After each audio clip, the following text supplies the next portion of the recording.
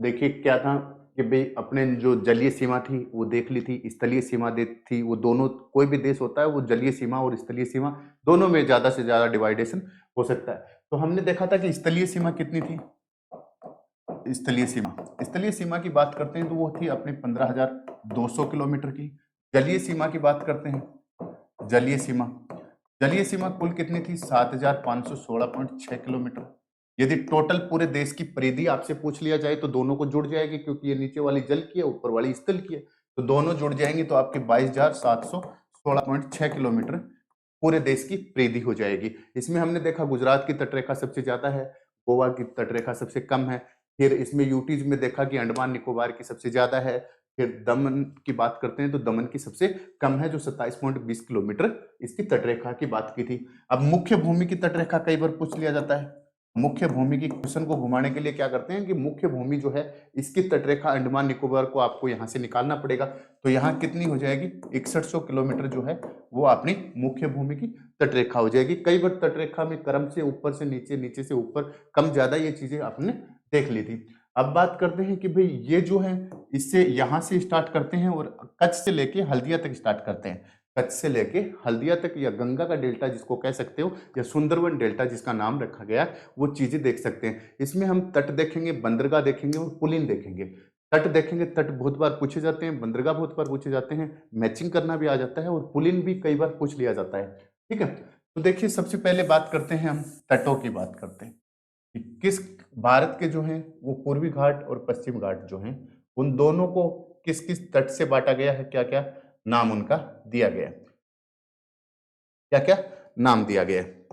देखिए सबसे पहले बात करते हैं, तट की बात करते हैं, है ना। तो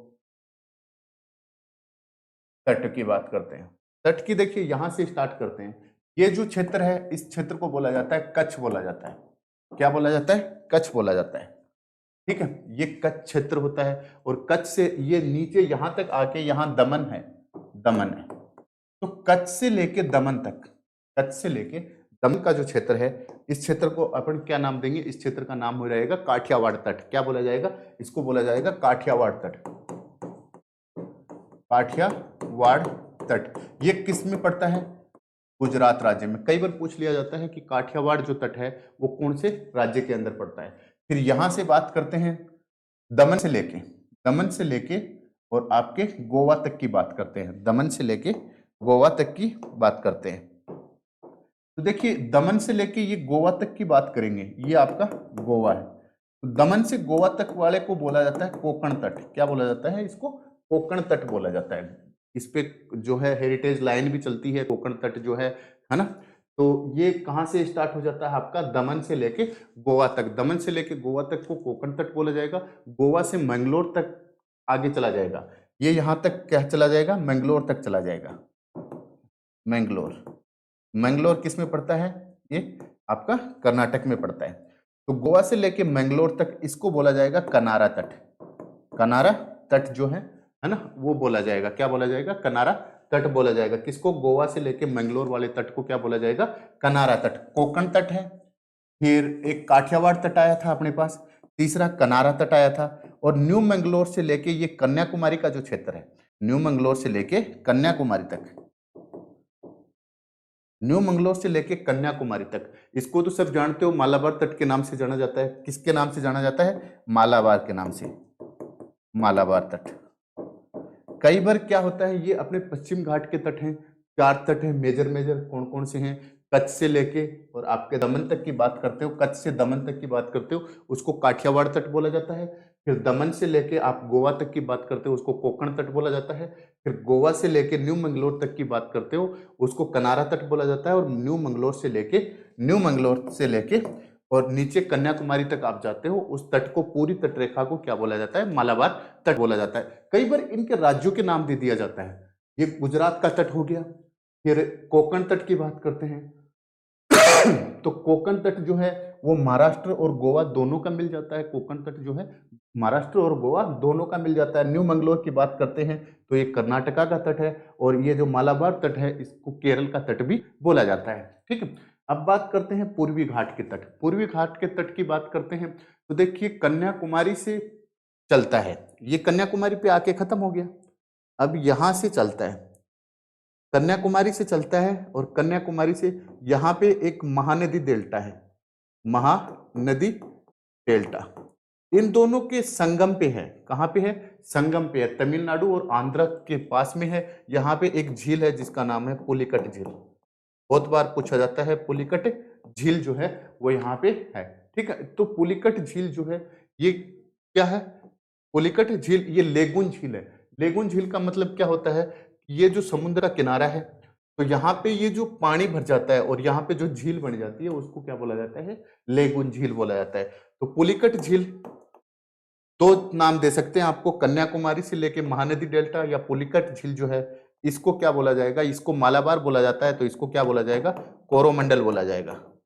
कोरोमंडल जो तट है वो क्या बोला जाएगा? कोरोमंडल तट बोला जाएगा। अब पुलिकट झील से ऊपर जाके उड़ीसा में एक महानदी डेल्टा आता है यहां तक। ये कौन सा आता है? महानदी डेल्टा। महानदी का डेल्टा आता है और कहां से स्टार्ट होता है? ये Mahanadi delta, sorry, Mahanadi delta जो है पुलिकट झील से लेके ऊपर उड़ीसा के अंदर महानदी डेल्टा आता है। ठीक है, तो पुलिकट झील से लेके ये जो अपना महानदी डेल्टा जो होता है यहां तक कि इसको बोलते हैं उत्तरी सरकार तट। उत्तरी सरकार तट बोलते हैं। उत्तरी सरकार तट किसको बोलेंगे? ये अपना पुलिकट झील से लेके महानदी डेल्टा। यहाँ पे जो ये जो डेल्टा था ये कृष्णा का डेल्टा था। किसका था? कृष्णा का डेल्टा था, जो महाराष्ट्र से चलती है और इन दोनों की सीमा में बहते हुए यहाँ पे पुलिकट झील के पास आती है, अपना डेल्टा बनाती है। उत्तरी सरकार तट हो गया। उत्तरी सरकार तट की बात करते हैं तो उत्तरी सरकार तट जो है वो महानदी डेल्टा तक खत्म हो जाता है। फिर महानदी डेल्टा से ऊपर जाते हैं, गंगा, गंगा का जो डेल्टा होता है, गंगा डेल्टा है ना, गंगा का डेल्टा या सुंदरवन जिसको बोला जाता है उसको क्या बोला जाएगा? उत्कल तट बोला जाएगा। उसको क्या बोला जाएगा? उत्कल, उत्कल तट बोला जाएगा। और वेस्ट बंगाल जो है उसको बेंगा तट बोला जाएगा। वेस्ट बंगाल के अंदर जो तट है उसको बेंगा तट, बंगाल का है तो बेंगा तट बोला जाएगा। उत्कल तट ये जो है आपका कई बार पूछ लिया जाता है, ये उड़ीसा का तट है। उड़ीसा के तट को क्या बोला जाएगा? उत्कल तट बोला जाएगा। वेस्ट बंगाल के तट को बेंगा तट बोला जाएगा। और ये जो आपका कहां से कृष्णा नदी डेल्टा से लेके और आपका महानदी डेल्टा जो है उसको उत्तरी सरकार तट बोला जाएगा। और नीचे जो है कन्याकुमारी से लेके ये अपना महानदी डेल्टा या पुलिकट झील तक जो आता है उसको क्या बोला जाएगा? उसको आपका कोरामंडल बोला जाएगा। ये अपने चार इस साइड के हो गए, चार इस साइड के तटीय क्षेत्र हो गए, बहुत इजी हैं। यहाँ से स्टार्ट करते हो काठियावाड़ कोंकण तट आ जाता है, कोंकण के पास फिर ये आपका कनारा आ जाता है, कनारा के बाद मालाबार तट आ जाता है। यहाँ स्टार्ट करते हो बंगाल का बेंगा तट हो गया, नीचे उड़ीसा का उत्कल तट हो गया। ये जो आपका आंध्र की और उड़ीसा दोनों का मिला के महानदी डेल्टा तक कौन सा हो गया? आपका उत्तरी सरकार तट हो गया। और ये जो कृष्णा नदी डेल्टा या पुलिकट झील जो है वो यहाँ पे है, दो राज्यों के संगम पे, आपको पता ही है। तो ये कृष्ण कन्याकुमारी से लेके कृष्णा नदी तक के डेल्टा को क्या बोला जाएगा? कोरोमंडल तट बोला जाएगा। ये बात हो गई अपनी तटीय इलाकों की बातें हो गई। अब बात करते हैं कि इनके ऊपर डेल्टा, वो जो आगे इनके ऊपर जो बंदरगाह बने हुए हैं उनकी बात करते हैं। किसकी बात करते हैं? बंदरगाह की बात करते हैं। देखिए बात करते हैं बंदरगाह की, तो बंदरगाह की बात करते हैं। बंदरगाह की बात करें तो देश के अंदर कुल 13 इंटरनेशनल बंदरगाह है। कितने हैं? 13 जो हैं वो आपके इंटरनेशनल बंदरगाह हैं, 13 है ना। उन 13 अंतर्राष्ट्रीय बंदरगाह और 200 जो हैं वो क्या है? अपने छोटे बंदरगाह हैं। 200 जो हैं वो छोटे बंदरगाह, 200 से ज्यादा है। वेस्टर्न घाट जो है इसकी प्राकृतिक सीमा है तो इसमें ज्यादा बंदरगाह, जबकि सॉरी ईस्टर्न घाट जो है इसकी कृत्रिम बंदरगाह कहाँ पे हैं? ये सभी के सभी कृत्रिम बंदरगाह हैं। याद रखना, इनमें एक नाम फंसा के दे देते हैं और पूछ लेते हैं निम्न में से कौन सा प्राकृतिक है कौन सा कृत्रिम है। तो यहाँ इस साइड में जो भी होंगे वो सभी के सभी क्या होंगे? कृत्रिम बंदरगाह होंगे। और ये जो होंगे ये प्राकृतिक होंगे, प्राकृतिक बंदरगाह होंगे। वैसे तो देखते हैं कि भाई यहाँ पे क्या होता है कि यहाँ पे नदियां आती हैं तेज से, वेस्टर्न घाट पे टकरा के तेज गिरती हैं, नीचे चली जाती हैं, कई बार स्टोरी बना लेती हैं ना। तो यहाँ पे बंदरगाह बहुत इजी तरीके से बन जाता है। और यहाँ पे बड़ी नदियां आती हैं जो गाद लेके आती हैं, गाद लेके आती हैं तो वो इस क्षेत्र में गाद जमा देती हैं, जमा देती हैं तो वो झांझ के लिए, शिप के लिए खड़ी होने के लिए जगह नहीं होती, उस गाद को बार बार हटा के बंदरगाह तैयार किए जाते हैं। तो ये कौन से हो गए? कृत्रिम हो गए, ये वाले प्राकृतिक बंदरगाह हो गए। देखिए सबसे पहले बात करते हैं गुजरात के अंदर। गुजरात के अंदर कौन सा बंदरगाह है? कांडला बंदरगाह। कांडला बंदरगाह को पंडित दीनदयाल बंदरगाह नाम भी दिया गया है। कांडला बंदरगाह जो है उसका नाम क्या रखा गया? पंडित दीनदयाल बंदरगाह रखा गया। आगे बात करते हैं, दूसरे नंबर पे मुंबई का बंदरगाह आता है। तीसरा नाहवा सोवा। नाहवा सोवा जो है इसका नाम रखा गया है पंडित जवाहरलाल नेहरू बंदरगाह।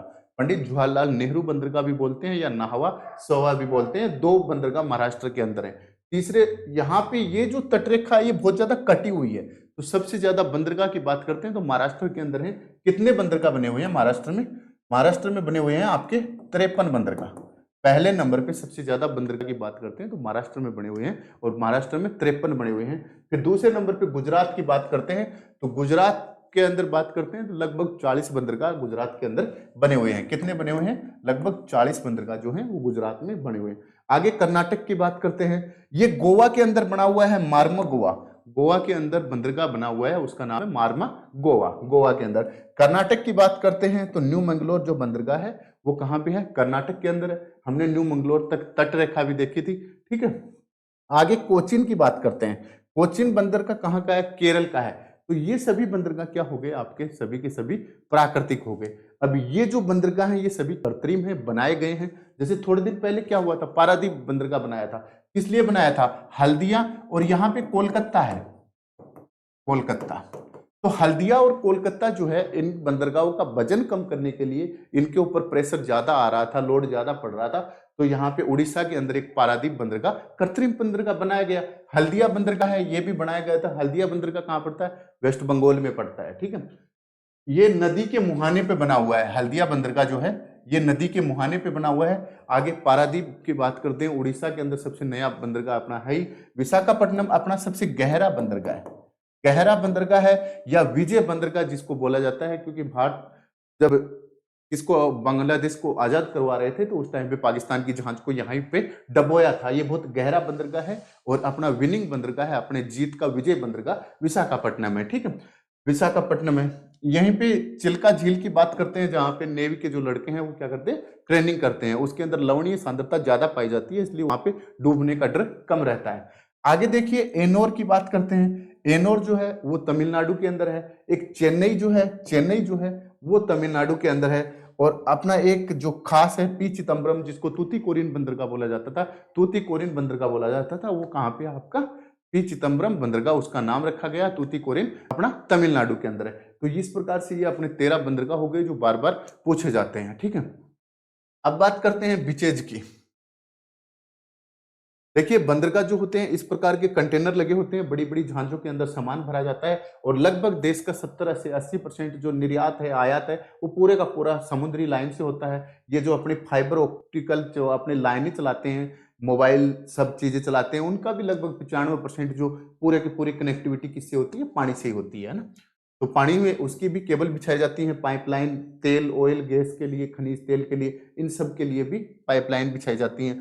फिर ये जो है झांझ जो है अपनी चीजें, सारा का सारा आयात निर्यात किसे होता है? झांझों से होता है। ये सस्ता पड़ता है क्योंकि घर्षण पानी के अंदर कम लगता है, नुकसान कम होता है, ठीक है। ये बंदरगाह की तस्वीर हो गई। आगे देखिए, ये होता है पुलिन, जिसको बीच बोला जाता है, इंग्लिश में बीचेज बोला जाता है, और ये हिंदी में इसको पुलिन कहते हैं। पुलिन एक इलाका होता है जहां पे समुद्र और जल दोनों, जमीन और समुद्र दोनों एक दूसरे से टकराते हैं। यहाँ पे समुद्र की लहरें आती हैं, यहाँ पे समुद्र की लहरें आती हैं, लोग बाग यहाँ पे नहाना धोना अपनी मस्ती करते हैं, घूमने फिरने जाते हैं। तो पुलिन कभी कई बार पूछ लिया जाता है कि कौन कौन सा पुलिन जो है वो कहाँ कहाँ पे है। तो सबसे पहले बात करते हैं कि पुलिन की बात करते हैं, पुलिन की बात करते हैं।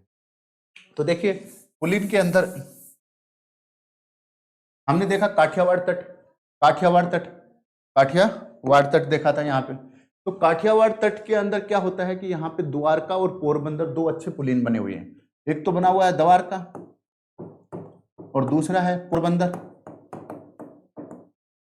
ये क्या है? ये गुजरात के दो अच्छे पुलिन माने जाते हैं, पोरबंदर और अपना ये, ठीक है। फिर अपना गोवा आता है। गोवा के अंदर एक तो डोनापोला आता है, डोनापोला आता है। फिर एक बागा आता है, बागा जो बीच है ये इंपॉर्टेंट बीचेज है, बागा बीच है, डोनापोला है, ये इंपॉर्टेंट बीचेज हैं। यहाँ पे अपनी जो केरल की राजधानी है तिरुवनंतपुरम, वो भी अपने आप में एक बीचेज है, वो भी क्या है अपने आप में एक बीच है। यहाँ पे बात करते हैं तो तीन प्रकार के, तीन जो बीच हैं वो आते हैं, कौन कौन से? एक तो अपने जो चेन्नई है, तो चेन्नई का जो सबसे खास है वो कौन सा है? मेरीना बीच है। चेन्नई के पास एक तो मेरीना बीच है, मेरीना बीच है। फिर मेरीना की बात करते हैं, कोवलोन बीच अच्छा है, बीच माना जाता है। कोवलोन, कोवलोन जो है उसको भी क्या माना जाता है? अच्छा बीच माना जाता है। और एक यहाँ पे मामल्लपुरम है, सेवन ब्लैक पेगोडो जिसको बोला जाता है, ब्लैक पेगोडो मामल्लपुरम बोला जाता है ना। मामल्लपुरम जो है ये तीन बीचेज किस में है आपके? तमिलनाडु के अंदर तीन बीचेज आते हैं। फिर एक उड़ीसा का आता है, यहाँ पे पुरी बीच आता है। कौन सा आता है? पुरी जो बीच है वो कहाँ पे पड़ता है? उड़ीसा के अंदर पुरी बीचेज पड़ता है। तो ये भारत देश के मुख्य मुख्य बीच हो गए, अपने बंदरगाह हो गए, अपने जो तट हैं तटरेखा हो गए, ठीक है।